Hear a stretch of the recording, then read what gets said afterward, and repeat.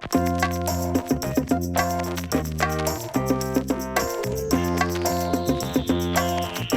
everybody, it's book club! Oh my gosh, I feel so underqualified to be a book club instructor.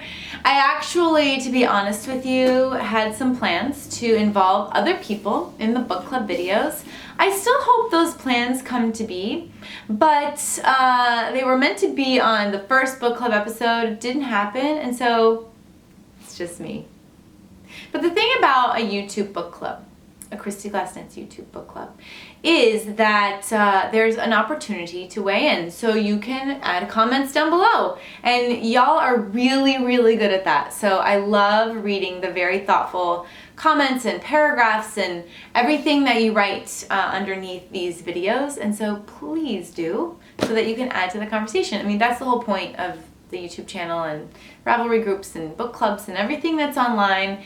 The whole point is that we can connect and make it as real as possible. I know it's strange that we're not in the same room and having a vanilla Coke Zero together. It's my latest. It's weird, but the thing is that in 2018, in this day and age, this is how it goes, and we're gonna take advantage of that. And the thing about this book in particular is that it is sort of dissing our digital age here, but we are gonna make the best of it as knitters and readers. So here we go. First of all, I have to apologize. I guess this book isn't coming out in Europe until January. Are you kidding me? I didn't even think to research that before I announced this book. So I am so sorry to those of you who want to read and cannot. That is a huge bummer. I hope you'll come back maybe and watch these episodes once you've read it, because the conversation can be ongoing, you know, forever and ever. So first of all, I'm so sorry for that. Secondly, I want to send a few of these out to some winners. So please comment below if you need one, because I think I'm going to send 2 out. And you can, I'm just going to choose winners based on your comments. So leave me a good comment saying why you need a book. And I'm going to send a few out because I think that's fun. I like giving things. It's one of my favorite things to do. So I'm just going to, I wrote down some thoughts. I'm only, as of this taping, I'm only into the, I guess it's the second chapter. I'm only up to page 58, which is not very far because this book is 350 pages long.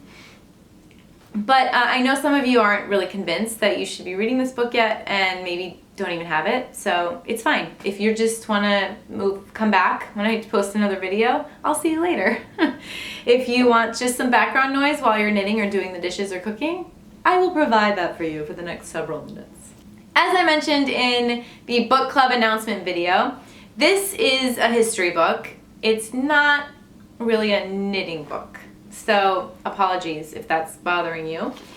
And I just wanted to tell you a little bit about the author. His name is Alexander Langlands. I don't know if I'm saying that right. He lives in Wales, and he is an archaeologist and a medieval historian, and he's done a lot of work on the BBC, actually. I need to look up some of his shows if I can. I think his MO is he goes to farms and then farms, like the olden days. I think that's what he does.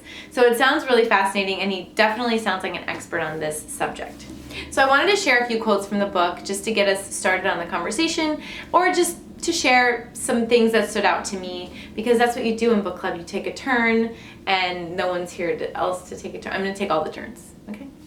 Page 11. Let's start on page 11. Okay, so this is still sort of the introduction. Oh, by the way, he says this word is pronounced, the closest pronunciation that he feels comfortable with is craft. But we're talking about crafting here, so don't get hung up on it. Yeah, it's okay. Also, my keyboard doesn't do that, but some keyboards do, which is really cool. I begin to wonder whether the vast complexity and infinite interactions digital technology promises are in fact doing quite the opposite. Are they actually narrowing our sensory experiences? We're increasingly constrained by computers and a pixelated abridgment of reality that serves only to make us blind to the truly infinite complexity of the natural world. Most critically, our physical movements have been almost entirely removed as a factor in our own existence. Now all we seem to do is press buttons. And then I underlined after that this phrase, state of being engaged.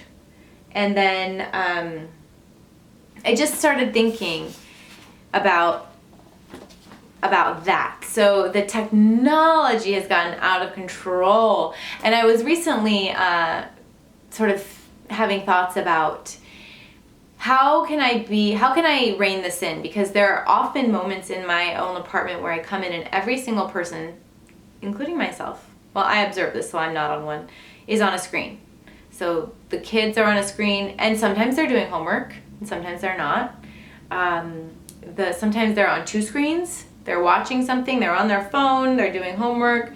You know, my husband will be on the computer or on his phone. So I look around and every single person is on a screen, and then I'll be like, okay, I guess I'll get on a screen too. And of course I spend time on screens. I'm editing these videos, I'm making the videos. I mean, I'm kind of in front of a screen now. I mean, it's a lens, but there's also a screen involved. And when I ride the train, every single person's on a screen. When I'm waiting for something, screen. So this is our new reality, and everyone seems fine with it. Like, I haven't really seen any crusaders or marchers or protesters against screens. And I have some personal issues with it. Like, one of my jobs is a baby wrangler, which is someone who works with babies on set while they are modeling. And I've noticed that there's been a shift. You know, I've done it for about 13 years, and there was this one moment in particular where a baby was on set, and I was trying to engage the baby in like a song, like Happy Birthday or ABCs or Incy Wincy Spider, like, you know, hand game songs. And I asked the mom, like, you know, what songs do you sing with the baby? And she just was like, what? And she pulled out her phone, and he was like 6 months old. So I thought, I mean, I guess I can't really judge that because I also have screens, but I'm also very into babies and I speak babies. So having my own baby, I'm very into singing to them and entertaining them. And so the screen didn't really come into play till they were older. And what breaks my heart is when I see babies, and I'm talking like under 2. A baby to me is under 2, in the stroller holding a screen. That really breaks my heart because I feel like the stroller is such an important opportunity for discovery, learning, self-soothing, nap time. You know, sometimes I think a screen can delay nap. I know it can delay naps because with my own daughter, who's now 6, she will want to finish something before she sleeps. Like, she won't let herself fall asleep because of a screen. So as a mother, I do feel like getting in there and making something with the child, or just modeling, making something, like sitting there and knitting, is doing my job. I feel like it's part of my motherhood platform. So my motherhood platform, I have things on it like my kids will learn to swim, they will learn to drive. And those are 2 important platforms for me just because I'm raising them in an urban environment and many children do not learn to swim or drive. You can't learn to drive in the city of New York. Actually, it's against the law. You can't learn to drive here as a teenager. A permit does not give you, well, maybe even an adult, but a driver's permit, a junior driver's permit, you are not allowed to drive in the city. So it's very challenging because people don't own cars, and then on top of that, you can't drive here. The exception is you can go with a driving instructor who has their own brake. It's called an instructor brake. So anyway, I'm going off on a tangent now. But so there are some big life goals, like get my kids through school, get them to apply for college and go, help them with those big things. But then there's little things like be polite to others, don't spit, eat vegetables, know what a vegetable is, exercise. And then I want to teach them to self-discipline with the screen time. One thing that we've had recently is we're going over the data, and so my kids keep saying, everyone has unlimited data, why don't we have unlimited data? And I say, because I want you to rein it in. All of us need to rein it in. We're gonna have a limit to this, and once we reach the limit, we're done. Okay, so I went off on a tangent on that, but that's what it made me think of, that quote on page 11, that we just aren't seeing nature anymore. And so I strive to go out into it as much as I can in the city. There is still nature here in the city, don't get me wrong. And to expose my children, like I hate swimming. I hate the beach and swimming at the beach. I hate camping. I really don't love hiking or nature of any kind. But I force myself to do those things for myself and to teach them about it. Page 17, I really liked this. So on page 17, the author is talking about Alfred the Great, which I don't know much about Alfred the Great. Alfred, he translates a text called Consolation of Philosophy, and I really liked this quote. It says, on a significant number of occasions, he uses creft to translate the Latin virtus, meaning virtue, in the sense of spiritual skill or excellence. In a study of Alfred's debt to vernacular poetry, the historian Peter Klemos writes that Alfred's uses of creft are best explained as, quote, the organizing principle of the individual's capacity to follow a moral and mental life, unquote. So I love the terms sense of spiritual skill or excellence, and I love the capacity to follow a moral and mental life. So something about making something from raw materials, it does so much for me, my spirit, my mental health. I haven't explored morality yet, but I do think there's something there that we could discuss. So I just love that as a setup for the rest of the book, because when I got to the first chapter, which is haymaking, I was a little like, whoa, wait a second. Wait, now we're going to read about hay for a whole chapter? But it was so important that this grass is the foundation of almost everything else. So if you really take something and break it down to its raw materials, it's a mind-blowing exercise. And I did this once when I went to my daughter's pre-K class. I wanted to teach them about knitting and wool and sheep. And so what I thought would be relatable for these 4-year-olds is, thinking about something every day and sort of breaking it back, like breaking it down. So I said, raise your hand if you're wearing pants. Everyone raised their hand. And I said, your pants come from plants. And they're like, what? I said, yeah, this plant called cotton. The fiber that grows from a plant then becomes your pants. And I showed them pictures of mills and the process and spinning, and then related it to wool and sweaters. And I just think it's so important. So I think that's a great discussion point and a great mindset to be in as you continue reading this book. I really liked that he brought up the word crafty as a negative word, because you'll say, oh, that's crafty. So we can, I'm not going to go off on a tangent on this one, but thinking of the word crafty as cunning versus like wise or ingenious or clever. So I liked thinking about the way craft has been, I'll say, abused over time, or is it accurate? So, what does it mean to be crafty? And I kind of like that little edgy definition of it, because there's plenty of times when I think, oh, I have a vision of what I want to make or what I want to do. And I don't necessarily want to go to a book or do research on it, so I sometimes say to myself, well, what's that quote? Necessity is the mother of invention. Well, I'm going to figure this out because someone figured it out once, so I can do it too, and I'll do it my own way. So I like that definition of crafty in that way. This is on page 23.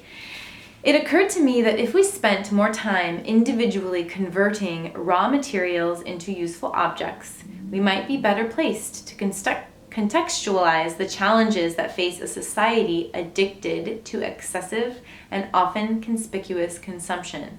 Perhaps more importantly, we might be a little bit happier. So that kind of goes back to the pants, my pants are from plants thought. But then I liked this reminder, addicted to excessive. And we knitters, we definitely are. That's why we have huge stashes. That's why we have all the pins. That's why we have all the stitch markers, all the project bags, because we're doing it too. And that's okay. It's okay. Everyone in America is doing this, but it is something that we need to think about, because it's excess. And is that making us truly happy? Is it? It's one reason why I like to de-stash, because I end up getting too much and it overwhelms me and it doesn't make me happy. It makes me boggled. So I like to de-stash because I know that it's going to good homes when I do that. I know that I can use the resource and put it back into the channel and make something, you know, even that much better. So I like the challenge that he has in that quote, you know, we might be a little bit happier. And so that's another thing I want to sort of meditate on this month of the book club is how can I be less, you know, consumptive. Is that a word, consumptive? Okay, last little thing, page 31. It's a question. But what is that special something a particular craftsman has, or craftswoman, that results in such beautiful objects? So I just loved the phrase special something, and I thought, what is that special something? Because a lot of times I want to make exactly what I see. And there's this sort of fervor, this energy, this sense of urgency I have where I see something, especially on social media, which social media is just makes all of us like this. I'll see it and I want it right then. And people are always saying, you knit so fast. I do knit fast, but part of it is because I'm just so excited. I'm like, it is true excitement. It's not so much FOMO, which is fear of missing out. It's not so much that. It's just that I'm very excited. I get very excited about things, and so I just want to work on them.